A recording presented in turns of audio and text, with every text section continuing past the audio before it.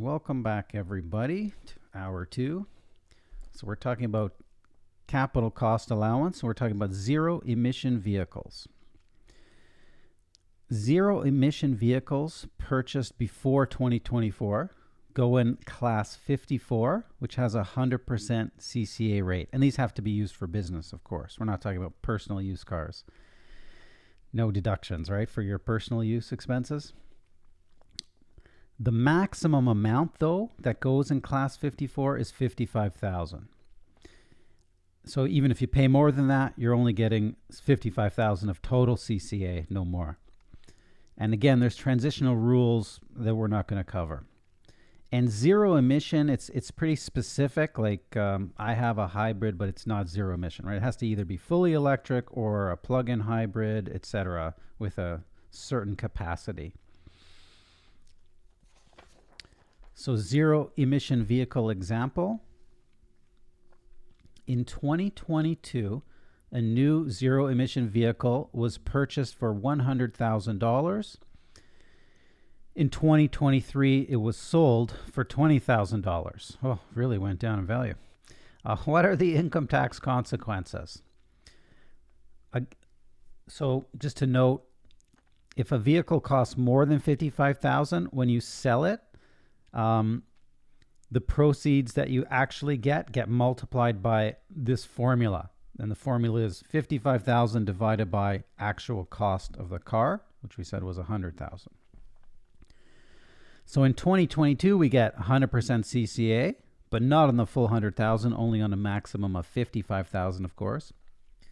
And in 2023, when we sell it for 20,000, that number gets multiplied by that formula, that 55,000 divided by actual cost of 100,000, which works out to be $11,000. So there will be recapture, a business income inclusion in 2023, but it will be $11,000. Moving on to something new, air quality improvement tax credit. This is very new. The December 14th, 2021 economic statement has introduced this new refundable tax credit. Unfortunately, it's only for sole proprietors and CCPCs with taxable capital of less than 15 million.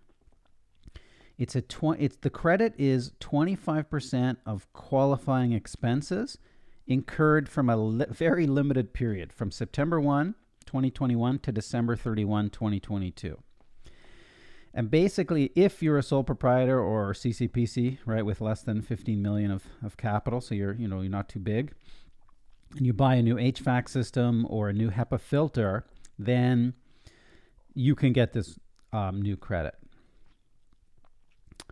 Costs of routine maintenance or financing costs or a cost paid to related non-arm's length persons are not eligible. And there's a maximum expense, $10,000 per location, $50,000 in total, and affiliated businesses share those maximums. Moving on to a new topic, goods and services tax, GST. So taxpayers also, in addition to income tax, they also have to register for and collect and remit GST. The GST rules are found in the Excise Tax Act, the ETA. As you know from buying things, some sales are exempt, right? Financial services, medical services, sales of used homes, education services, these are exempt from GST, meaning like no GST charged and no input tax credits, unfortunately, for the providers. New homes do have GST, interestingly enough, just not used residential homes don't. Some things are zero rated. This is kind of the best. You don't charge GST, but you can claim input tax credits. So if you're a pharmacist selling prescription drugs, if you're a retailer selling groceries, and exports are zero rated. Small suppliers don't have to register for GST if they don't want to. So if you make less than $30,000 in revenue, you don't have to register, unless you're a taxi driver or a Uber or Lyft ride-hailing driver. Even if you make less than 30, interestingly or confusingly, you must register for GST if you're a taxi driver or a ride-hailing driver. GST rate and ITCs. And again, I'm just going to say GST instead of HST. But so taxpayers charge 5% GST. That's bad, arguably, but they get an input tax credit, an ITC, which is good on any GST paid. The difference between what you charge your customers and what you pay is the GST that you owe. And of course, if you paid more GST than you collected, you'd have a GST refund. Provincial say HST, like in Ontario, we have 13% HST instead of the 5% GST. Those rules basically just mimic the GST rules. So I'll just talk about GST. And the rates vary by province, obviously. If you're listening from Alberta, you don't have any, PST or HST. You just have the GST. GST return. I think of this as small, medium, and large, right? Taxpayers with sales of 1.5 million or less are considered small. You file one return per year. It's due 3 months after year end. If you have more than 1.5 million in sales, but no more than 6, you're medium. You file 4 returns, right? Quarterly. Due 1 month after each quarter. But if you're large, which unfortunately, according to GST, is sales of more than 6 million, which is not that much for sales, you're considered large and you must file 12 GST returns a year, and they're due 1 month after each month end. GST installments and ITC restrictions. If your GST owing is $3,000 or more in the current year and the prior year, and you're an annual filer, then unfortunately for you, you're forced to pay quarterly GST installments. And some items are treated the same for income tax and GST. So for example, personal expenses, expenses for golf clubs and recreational facilities, these are not deductible for income tax. Well, also not eligible for an input tax credit for GST rules. Input tax credit for a luxury vehicle is limited, similar for income tax, right? You buy a luxury car for work that costs more than $30,000 or is leased for more than $800, your CCA is limited, or your lease deduction is limited. Well, it's the same thing for the ITC. You buy a $100,000 fancy car for work, you pay GST. Well, you're only going to get the input tax credit on a car that costs $30,000. And if it's zero, I'm assuming it's not zero emission, right? Because most cars are not yet zero emission. Maybe they will one day, I don't know, but they're not now. If you happen to have a zero emission, then you can get an input tax credit on up to $55,000, but no more than that. Additional GST rules. There's no GST charged on exports, but there is GST on imports, right? So when you import goods, you do get charged GST. I think we all know there's no GST on residential rent, but there is GST on commercial rent. And there's no GST on salaries or, depreciation or tax expense or interest expense, things like that, selling shares. And with meals and entertainment, again, if it's for work, for business, you can claim an input tax credit for the GST paid, but it's limited to 50% of the GST paid. GST and foreign digital vendors. Well, you've probably noticed a change, right, to your say, Rogers or Bell or Shaw bill or whatever. As of July 1, 2021, foreign digital vendors, if they weren't already registered for GST, now have to register. And there's a simplified registration system they could use if they want, where they don't charge GST to Canadian so-called businesses, i.e. people with a GST, HST number. The problem with this simplified registration is they don't get to claim any input tax credits. So I don't know for sure, but my guess is it might be better to register under normal GST rules so they can claim input tax credits. And again, even for these foreign digital vendors, if they're tiny, if they have less than 30,000 in revenue, they don't need to register if they don't want to. GST and foreign vendors. There's another change effective July 1, 2021. If you're foreign business but you use a Canadian warehouse to fulfill your shipment of your product to Canadian customers, you have to now register, collect, and remit GST. And this is kind of the normal GST rules will now apply, meaning you can claim input tax credits for your GST paid, which is good. And there's the small supplier rule applies as well.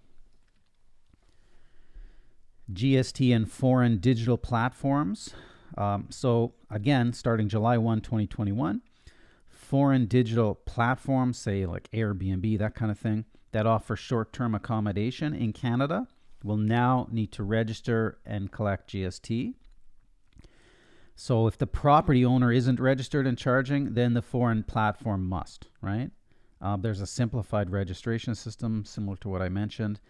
But interestingly, there's no small supplier exemption for foreign short-term accommodation platforms. So they got to, someone's got to be charging GST now. They didn't used to before July 1, but now you got to charge GST on these rentals. Digital services tax. This is kind of new, right? The 2021 federal budget proposed some new taxes, including a DST, digital services tax. Only certain large foreign companies that are not currently paying tax in Canada will face this new digital services tax. And it's proposed to start in 2024. So the first payment will be due in 2024. But it will be, interestingly, it will be based on revenues starting in 2022.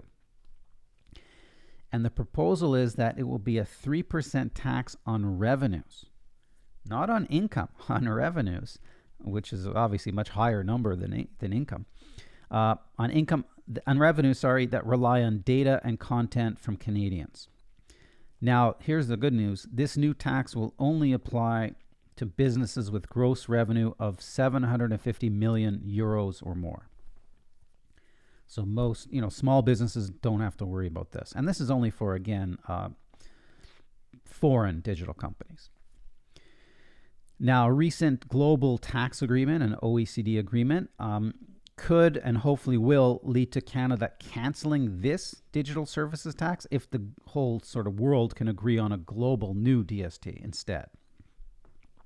And that might be better than every, country having its own unique tax. Luxury tax. The 2021 budget also proposed a new federal luxury tax. So this didn't used to exist at all. But it's only for personal use, right? So if you are pretty well off and you're buying a car or a plane, or aircraft, I guess, plane or helicopter, I guess, that costs more than $100,000, or a boat, again, for personal use, that costs more than $250,000, you're going to have to pay extra, right? Because there's going to be a new federal luxury tax starting in 2022. So buy it all for Christmas 2021, I guess. I don't know. So starting in 2022. Now, this new tax does not appear to apply to business assets. That's the good news. And it's going to be the lesser of 20% of the value above the limit. So if you buy a $150,000 car, it'd be the $50,000, the amount above the $100,000 limit, 20% of that, or 10% of the full value, whatever's less. And of course, there's also going to be, GST to pay, etc. So this is just one new tax. Vacant homes tax, another new tax from the 2021 federal budget. It's proposed a new federal tax on vacant homes owned by non-residents starting in 2022. This tax I kind of agree with, because why should a home sit empty when we have Canadians and others who need a place to live? So I'll rent it out. So it starts in 2022, meaning the first payment, and there'll be an underused housing tax return, they're saying. It will be due April 30th, 2023, right, for the 2022 tax year. The tax is 1% of the value, 1% of the fair market value, but it's only for non-resident, non-Canadian owned real estate, residential real estate. that's vacant. And the recent December 14th, 2021 economic statement said, look, if the non-resident lives there, or his spouse or child lives there to attend school, then there's going to be an exception. They're not going to be charged this tax. It's only if it's truly sitting vacant. Also, cottages that are not in a city, right, and that are lived in at least 4 weeks a year, there'll be an exemption, they said, for that. All right. Now we're ready, finally, for an example problem on business income. So Sue is the sole shareholder of S Inc., a Canadian-controlled private corporation with a December 31st year end. Calculate S Inc.'s minimum net income for tax purposes. S Inc. operates a bakery in Toronto. Its net income for its December 31st, 2022 year end has been calculated as follows. So if we look at the example problem income statement, they are a tiny, tiny business. They're a bakery. They got sales, cost of goods sold, rent expense, depreciation expense. Obviously, we'll have to look at the notes. Interest expense, salaries and bonuses, legal fees, reserve for contingent loss. Actually, they have a net loss of $8,000, don't they? For accounting purposes. Example problem notes. So note 1, rent expense consists of $20,500 for commercial rent and $9,500 for Sue's personal rent. Okay, well, personal rent, sorry, not going to be deductible, right? Note 2, depreciation expenses for new furniture and equipment acquired on January 5th from an arm's length, so a not related supplier, at a cost of $50,000. It's being amortized over a 5-year period. Okay. Interest. So note 3, interest expense consists of $6,500 for interest related to a bank loan used to finance the purchase of furniture and equipment, and to finance the purchase of furniture and equipment and to fund working capital. So that's going to be deductible. It's a business expense, right? $400 for interest related to late income tax payments. Oh, sorry, not deductible. And $100 in safety deposit box rental fees. Oh, not deductible. Next slide, note 4. Salaries and bonuses expense includes an accrued bonus of $8,000 payable to Sue, the owner. Sue has informed you this amount will be paid on July 31.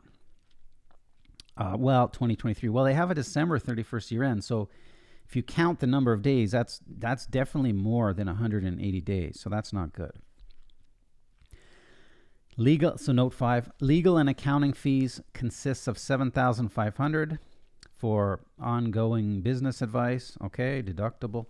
And $1,500, which was part of the January 5th purchase of furniture and equipment.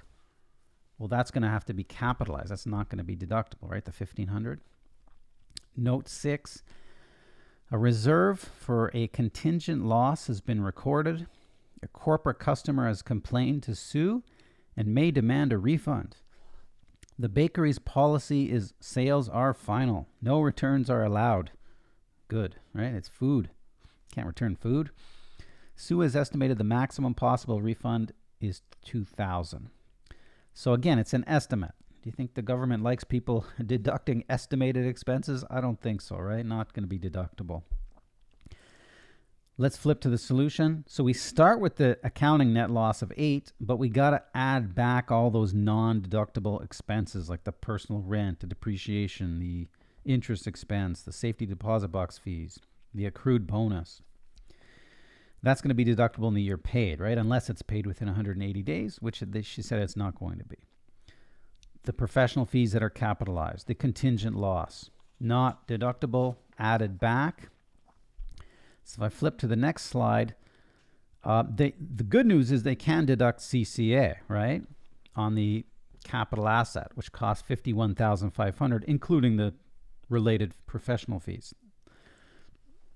And because of accelerated investment incentive, there's no half-year rule. We multiply by 1.5. That's how we get the $15,000 and something dollars of CCA. So in fact, there will be net income for tax purposes anyways, of just over $8,000. Let's do another example problem on CCA, capital cost allowance. Given the following information, calculate the maximum CCA and other tax consequences in 2022. You can ignore the capital dividend account and ignore the replacement property rules. We're going to cover those things later today. That's why I'm saying to ignore them for now. Your client, a CCPC operating an active business, had the following UCC balances at the start of the year. So class 1, building, old building. Class 12, say computer software most likely. Class 8, furniture. And class 10, car, truck, automobile. Example problem, dispositions and purchases. In the year, your client made the following dispositions and purchases. It sold the class 1 building for proceeds of disposition of $900,000. There were no other assets in this class. The original cost of the building was $820,000. So there's going to obviously be a capital gain, and there'll be recapture actually, but we'll calculate that later. Sold the class 12 asset for proceeds of $1,200. There were no other assets in the class. The original cost of this asset was $4,000. So be some sort of loss. We'll talk about that soon. It purchased a new building for $1 million. It's used in the business. They're not a manufacturer. Okay, so they'll get CCA. We'll talk about that soon. It purchased new computers for $100,000. It purchased goodwill for $100,000. And all the purchases were from arm's length parties and no tax-free rollovers were used. Good. We can get AII, right? Accelerated Investment Incentive. So if I flip to the solution, the building, we're selling it for $900,000. It originally cost us $820,000. That's a capital gain on sale of $80,000. Capital gains are half taxable. That's why we get $40,000. There's also going to be recapture. You take the lesser of proceeds and cost. Cost is less, $820,000. Subtract the UCC. So that's $120,000. That's going to be recapture, business income of $120,000. If I flip to the next slide, solution CCA, the software, we're selling it for $1,200, but it's on the books at a UCC of $2,000. So there's going to be an $800 terminal loss on sale, a business loss. You can't have a capital loss on depreciable property. It's just one of the rules in tax. Class 8 and Class 10, we'd have a positive UCC balance. We didn't sell anything. We're just calculating normal CCA at the normal CCA rates. So that's why we're getting CCA on those two asset classes. Solution purchases, we bought that new building. It goes in a separate Class 1. It's a 6% CCA rate. If we were a manufacturer, it'd be 10%, but they're not a manufacturer, so that's why it's 6% rate. Computers go in a certain class. It has a 55% rate. Goodwill goes in a class 14.1. It has a 5% CCA rate. And again, all those things get multiplied by 1.5 because of that so-called accelerated investment incentive that's going to be with us for a few more years. Moving on. Employment income. So this is another type of income. We talked about business income. Now we'll talk about employment income. Salary, director's fees, bonuses, tips, taxable benefits. This is all examples of employment income that an individual might earn. Taxable benefits are benefits paid for the benefit of the employee, not so much for the benefit of the employer. So if your employer pays for your training or your professional development or something that's related to your work, that's not usually a taxable benefit because it helps them. If they give you discounts on the stuff they sell, that's also typically not a taxable benefit. But if your employer pays for your personal expenses, they pay your rent, they pay your vacation, they give you a car, pay your life insurance, etc., they lend you money, this can all lead to a taxable benefit. And the fair market value of the benefit is included in the employee's income. Employed versus self-employed. Well, sometimes it's not obvious if someone's an employee earning employment income or a self-employed independent contractor earning business income, right? I mean, you hire a plumber to fix your leak and they show up for 2 hours and send you a bill. Okay, that's obviously a self-employed independent contractor, but sometimes it's not as obvious. The distinction matters. An employer has to withhold income tax and CPP and EI from employees' pay, whereas you don't do that with a self-employed plumber that shows up, for example. A self-employed independent contractor can deduct any, reasonable business expenses, as we've talked about already. And there's no GST on employment income, but there is on business income. So kind of, it depends. It's important. Are they an employee or not? Employed versus self-employed tests. Well, to make the determination, you look at the contract, right? And control over the work. Employee might have less control over the work than that plumber who shows up to fix your sink. You don't usually tell them what to do, right? You ask them to fix your sink. Who owns the tools? An employee will often use the tools owned by the employer, whereas the self-employed business person brings their own tools.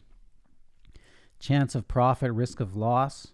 Employee might only work for one or two or a small number of employers and get an hourly salary or a hourly pay, or could be annual pay. But self-employed, they don't get paid. They send you an invoice and then you pay their invoice type thing, right? That's how they get paid. It's different.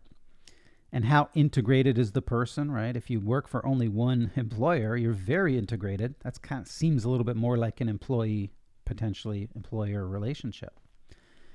And finally, you look at how the results are evaluated, right? Is it an annual performance review, or is it, they fixed this one thing and they did a good job and that's it?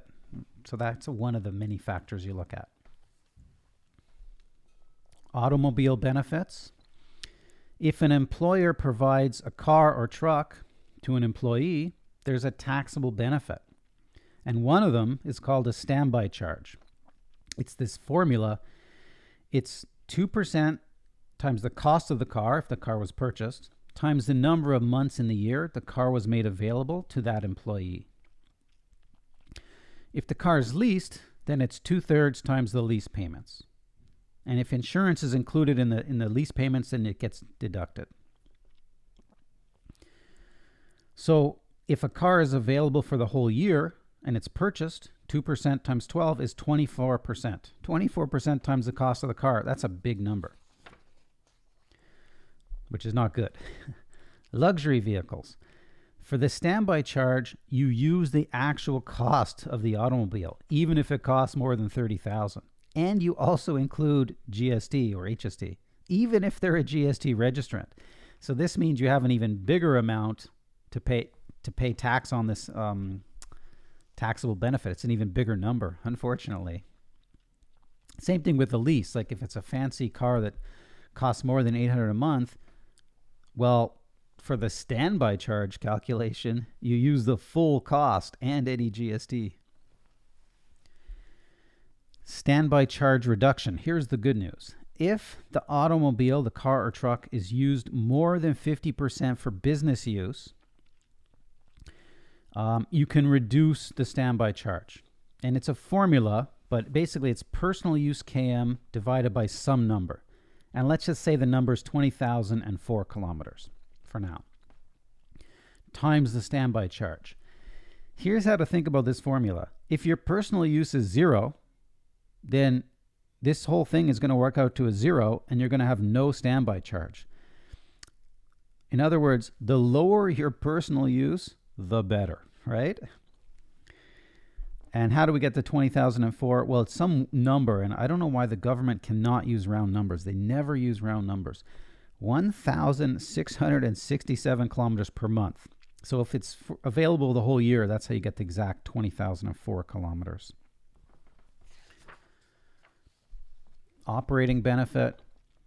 If the employer also pays the operating cost of the car, and if they own the car, I'm sure they do, right? Gas, repairs, and maintenance, etc., then there's also an operating benefit, which equals a certain percent. In 2021, it was 27 cents per personal use kilometer driven. The 2022 rates, unfortunately, even though it's late December, have not yet been announced. They'll be announced soon. But it's probably going to be something similar to 27 cents per per personal use kilometer. So again, the less personal use kilometers, the better. If the employee uses the car more than 50% business use, this is good, then you can use half the standby charge as your operating benefit if you want to, if it's a lower number. You got to inform your employer of this, of course. And driving to and from work is considered personal use, in case you don't know that. That's not business use. When I say business use, I mean like going to a customer, going to a client, going to the creditor, going to a supplier, that kind of stuff. That's business use. Moving on, employee stock options. If an employee is granted stock options, there's going to be an employment income inclusion, a taxable benefit, if the option is exercised. There's no tax consequences when options are granted. There's no tax consequences if the options expire worthless. But let's hope they go up in value and then you exercise them. Well, there's going to be a benefit. It's the stock price minus the exercise price. So think about it this way. The stock price has gone up. I get to buy it for less. So that's a benefit. I'm saving money times the number of options exercised. Division C deduction and ACB. If the option is not in the money when granted, so what does this mean? It means the amount you got to pay, the exercise price, is equal or more than the fair market value on date of grant. And if the employee and employer are at arm's length, not related, then that's good, because then the employee can claim a Division C deduction from their taxable income. And a deduction from your taxable income is good. It means you have less income, you pay less tax. It's equal to half of the employment income inclusion, and this is like paragraph 110(1)(d) of the Act.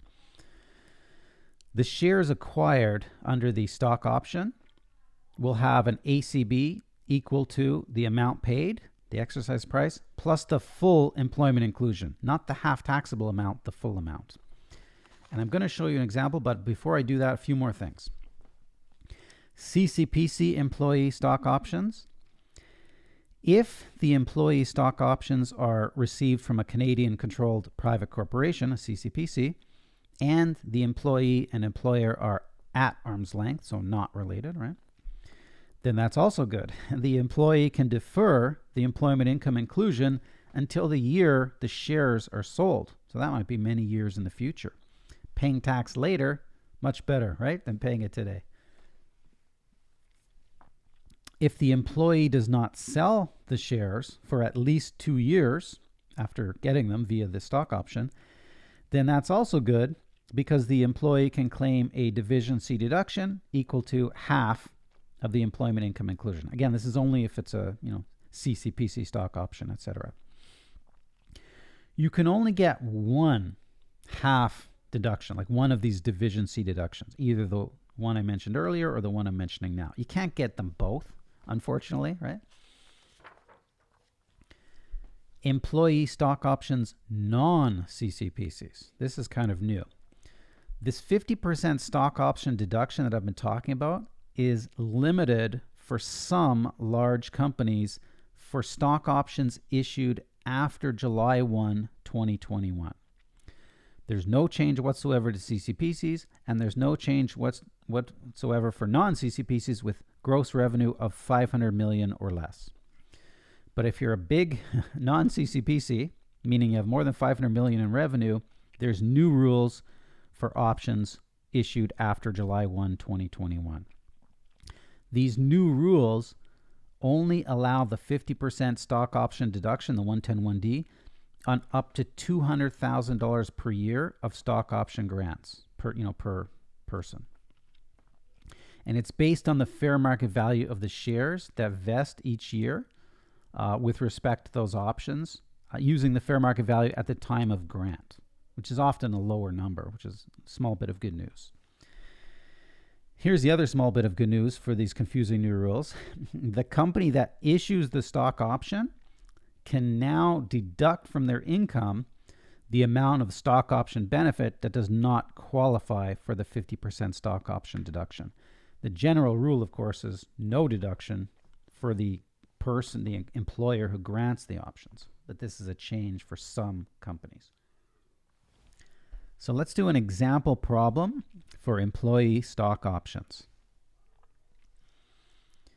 Janice is an employee of Teak Inc., a CCPC. Janice and Teak Inc. deal at arm's length, so they're not related. In 2021, Janice was granted 1,000 employee stock options with an exercise price of $6 per share.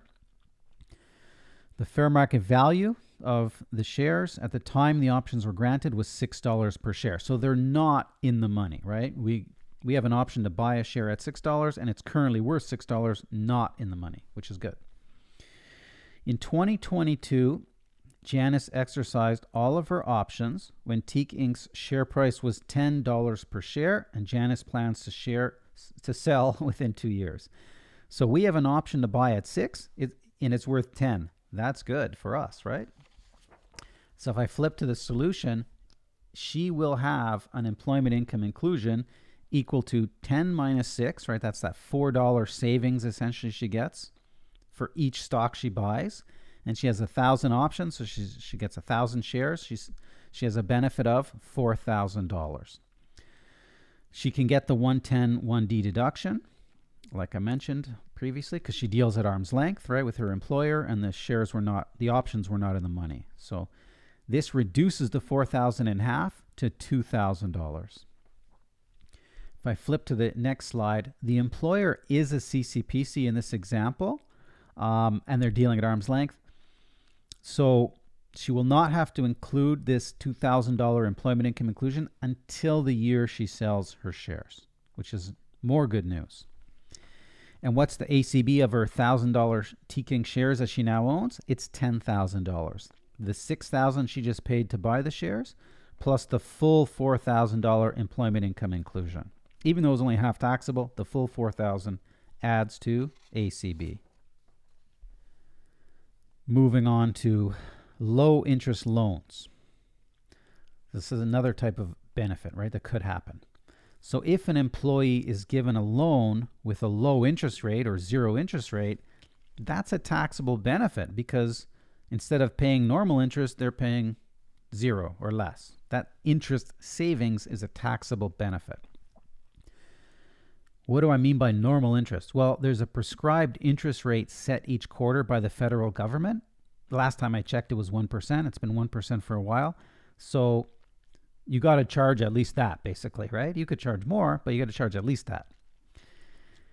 Otherwise, there's this taxable benefit to calculate. If the loan is to purchase a dwelling, like a home to live in, then you can use a lesser of formula, the actual prescribed rate each quarter, or the prescribed rate in effect when the loan was granted. So if the prescribed rate is 1% today and I get the loan to buy a home today, then for the next, say, 5 years, interest rates might go up a lot, but I can still only use the 1% because of this lesser of taxable benefit calculation. Other employee benefits. Well, two other potential taxable benefits. I mean, there's more, but these are common. Life insurance and, say, monthly parking passes.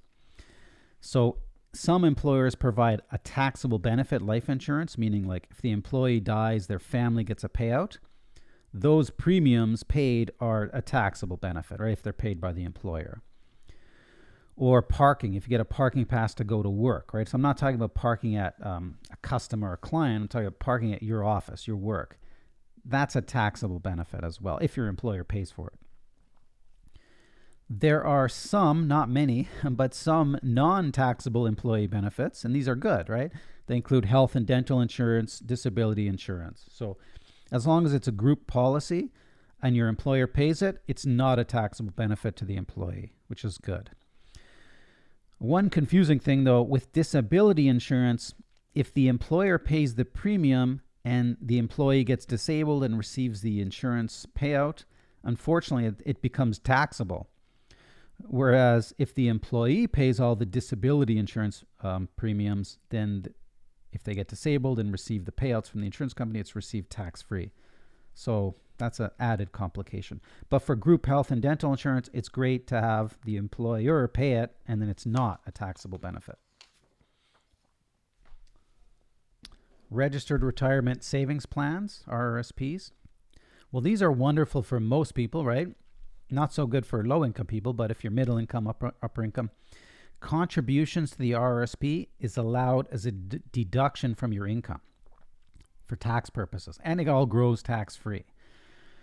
The bad news, withdrawals like amount taken out of your RRSP is taxable and a bad idea, right? You don't take money out, basically, unless you really have to.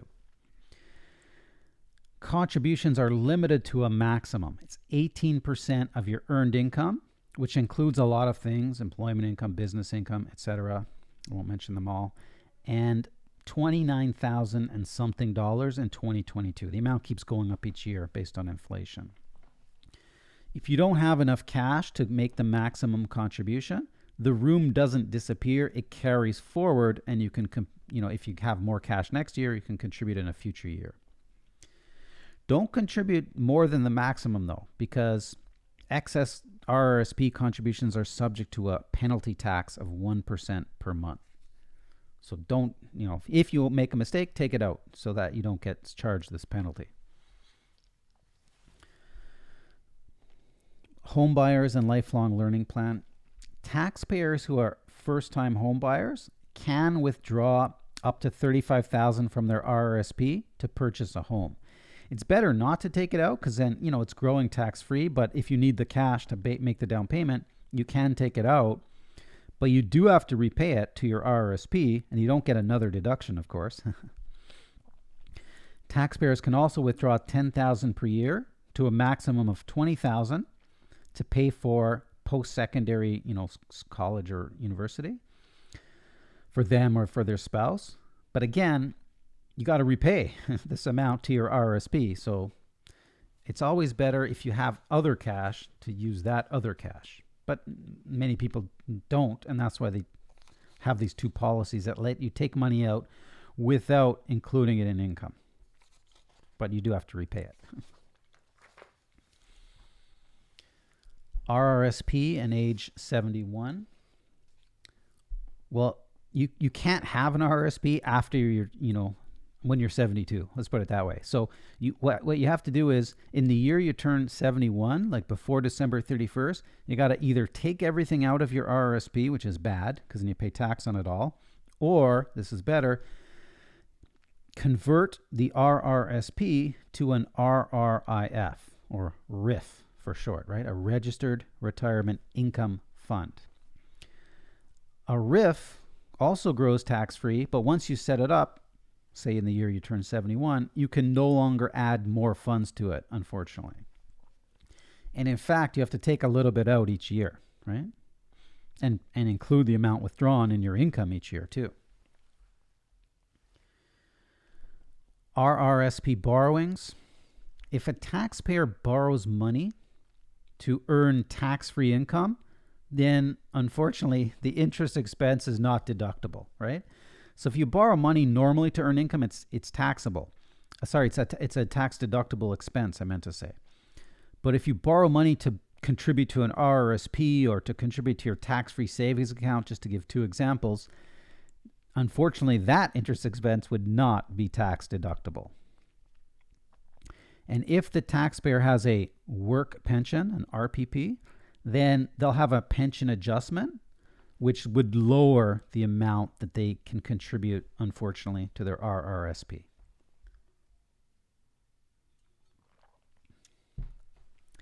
A retiring allowance, I don't want to get into this formula, but a retiring allowance basically is a payment made to an employee, or a former employee, excluding a pension, who has retired or been laid off. So even someone who's laid off and receives a severance, that's called a retiring allowance. It's taxable when received, but it's possible, assuming they've worked for the company since before 1996. There's a formula which I'm not going to talk about, but it's in the slide. It's possible that a certain amount that's taxable could be contributed as extra RRSP room, and that could be good because then it's, get a deduction for that. Moving on, though, to Registered Education Savings Plan, RESP.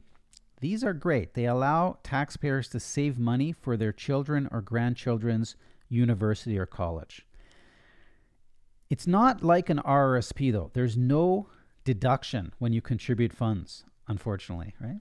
But here's the good news. The RESP grows tax-free and it's eligible for government grants. And when you take the money out, the funds contributed are tax-free, but any income and any government grants is going to be taxable when you take the money out. And let's say the child takes it out to go to university, they pay the tax on the income and government grants, and they're probably in a lower tax bracket. You can contribute up to $50,000 per child to an RESP, but the maximum government grant is 20% of the contribution, and the child has to be under 17 to get this government grant. Again, to an annual maximum of $500 government grant and a lifetime government grant maximum of $7,200 per child. This is free money. So if you have the cash and you have a kid under 17 and you want to save for their university or college, why not put in $2,500 per year, get the $500 free government grant money that goes into the RESP? Good idea, I think. Moving on to Registered Disability Savings Plan, or DSP. If you have someone who's disabled, say eligible for the disability tax credit, you can put money into an RDSP, which is very similar to an RESP. You don't get any deduction for contributions, but the RDSP can grow tax-free, can earn income tax-free, and it can get government grants, and those government grants vary depending on your income. But here's the other good news. The income earned and the government grants received will be taxable in the disabled person's hands when he or she withdraws the money to pay for, their cost of living, etc. And they very well might be in a lower tax bracket than you. So that's kind of the one of the main benefits. Anyone can contribute to an RDSP, but there's a maximum for that disabled person of $200,000, a lifetime maximum. No more than that can be contributed. Moving on to deductions from employment income.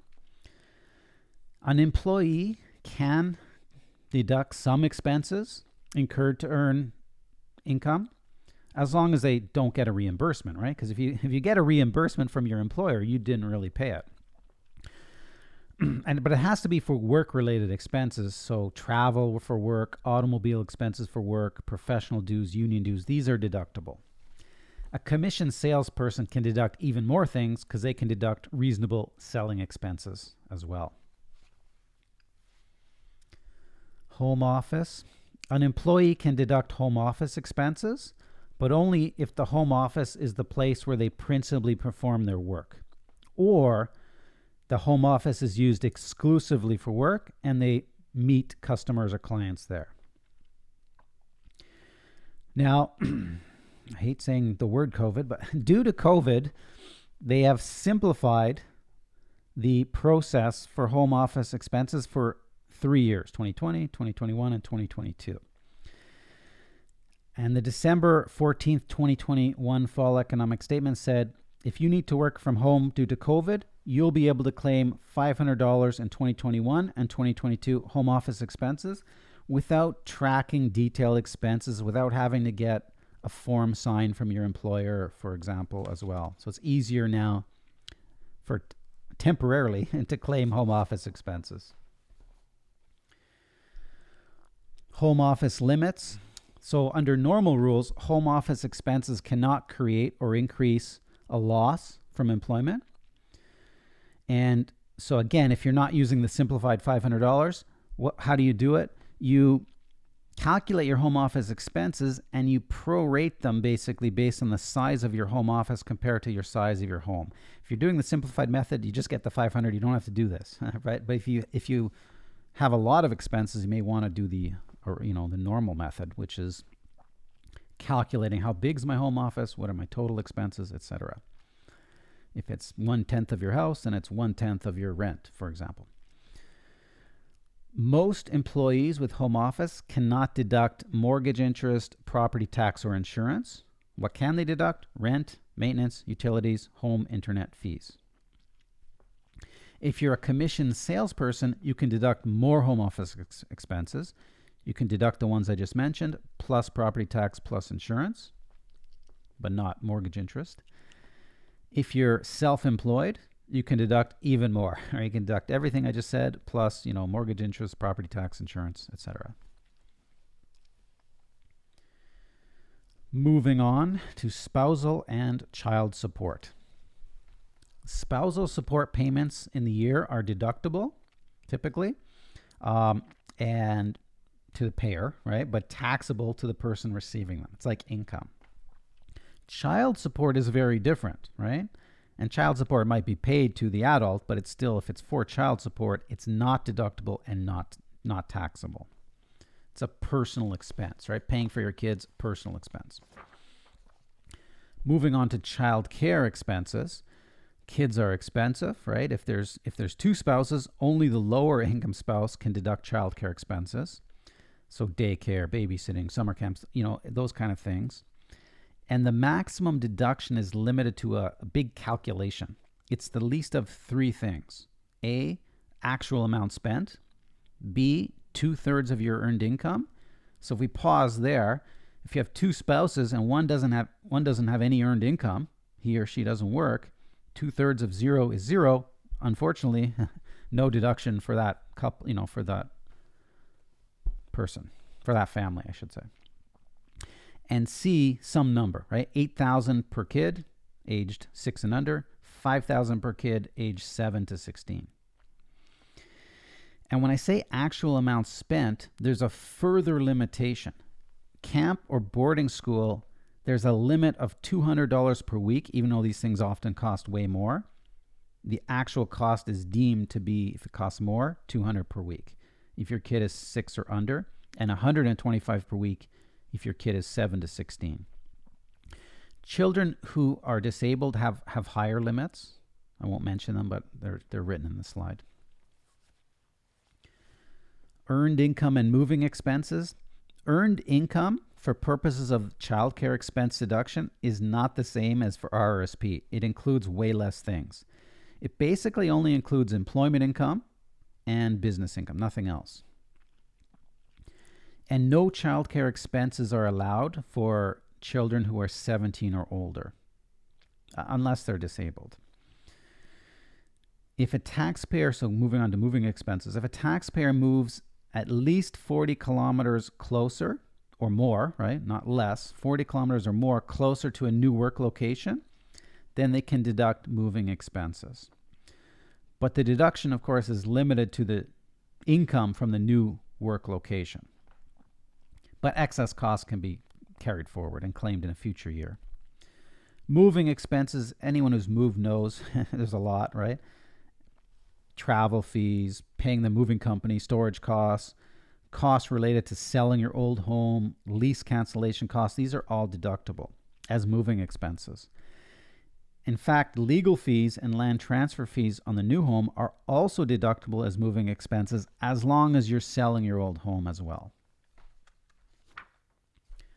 Refundable Canada training credit. So most personal tax credits will not be discussed. We'll just briefly talk about this one. Some taxpayers can get up to $250 credit per year with a lifetime maximum of $5,000, and the credit can be used to pay up to half your eligible tuition.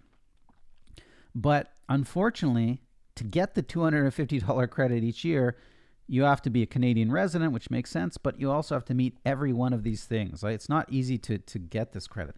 You got to be 25 or older. So I don't know why we're discriminating against young people, but we are. You have to be under 65. Again, we're discriminating against old people. Why? I don't know. Or I shouldn't say older people. You have to have earnings of a certain amount, $10,000 and something dollars or more. So again, why? What if you have 9,000? It's not fair, but government doesn't care. And your earnings have to be below a certain threshold. So if I flip to the next slide, if you have accumulated this credit, and you, some of you won't because it's hard to meet all of those complex conditions, and you pay tuition, then you can get the tax credit.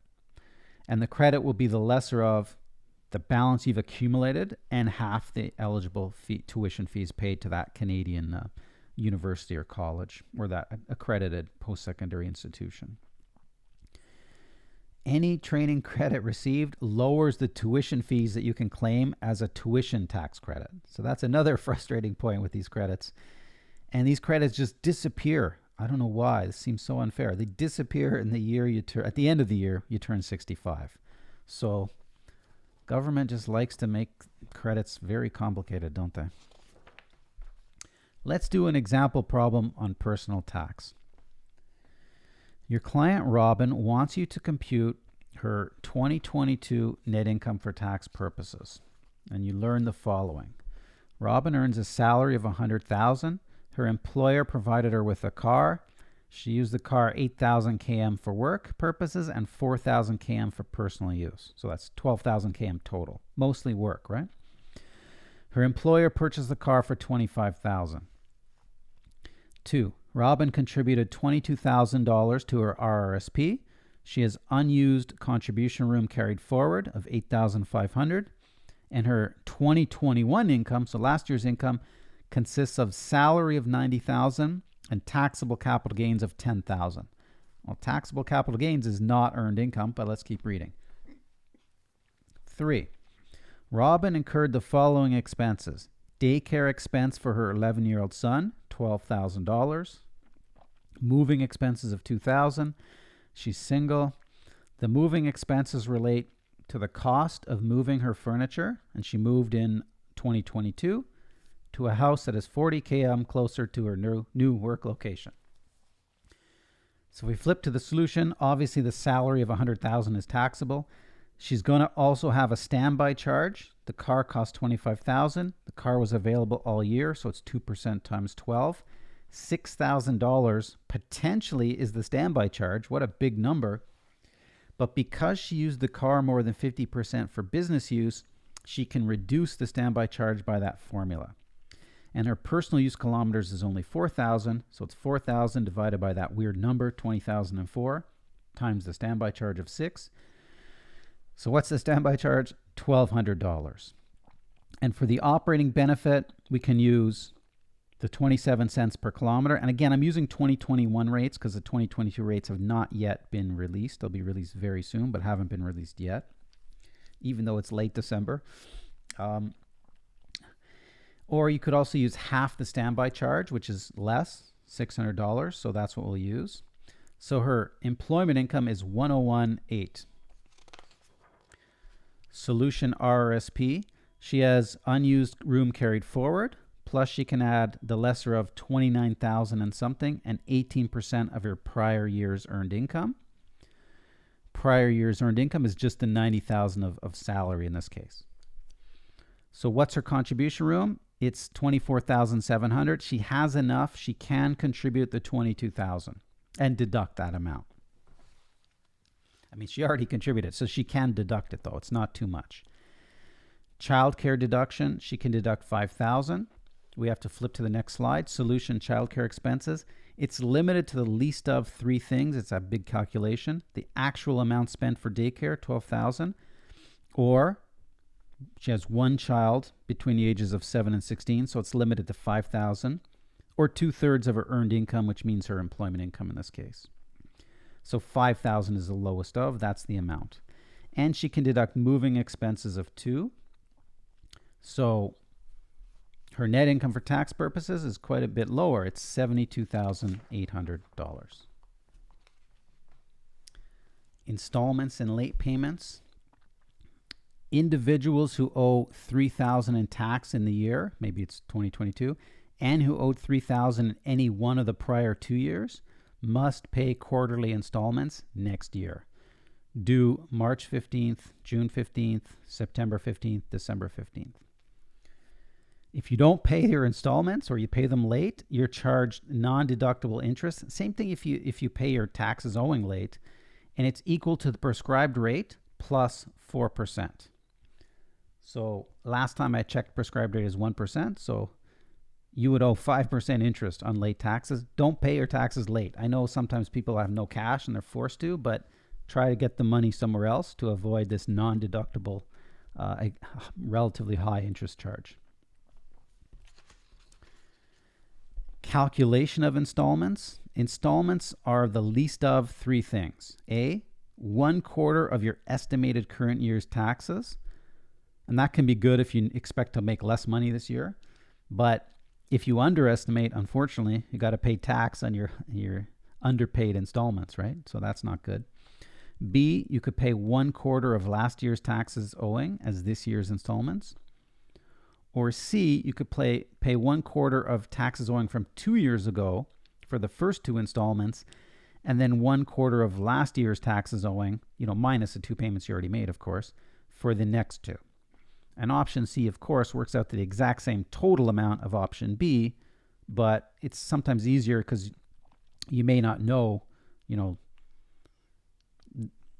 in January or something, or not January, but your first installment's due March 15th. You may not have finished the tax return for the prior year by March 15th. So that's why you sometimes will pay based on 2 years ago, at least for the first two installment payments.